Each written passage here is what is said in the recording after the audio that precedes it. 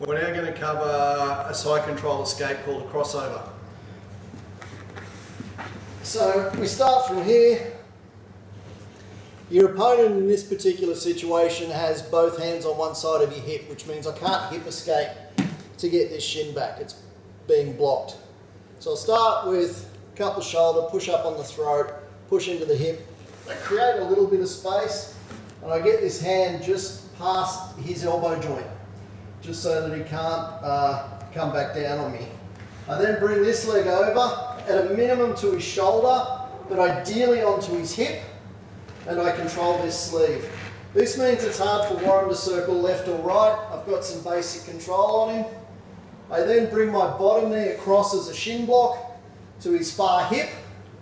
This leg circles back out onto his hip, wiggle back, create space, pull him into closed guard. So that's your basic crossover escape. So watching this from another angle, if I try normal hip escape from here, my knee gets caught up in his arm. So I'm just going to create a little bit of space and just get it on the inside of his elbow is all I really need in the short term.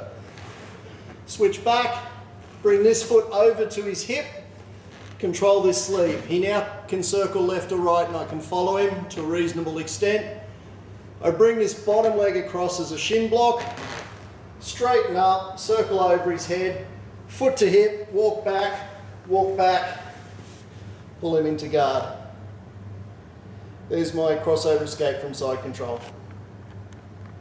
So in this situation, I've gone to try a hip escape and I can feel that Warren's elbow's already there. So I'm just going to bring my hips out a little bit to create some space and try and block his elbow. Ideally onto his hip if I can, however you usually can't get too far with this. I switch out, I bring my foot over his head to his opposite hip and I control his hand that I've got here. I can then straighten up, shin block to bring this bottom leg across.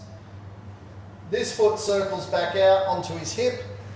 I walk back a couple of steps and then pull him into closed guard.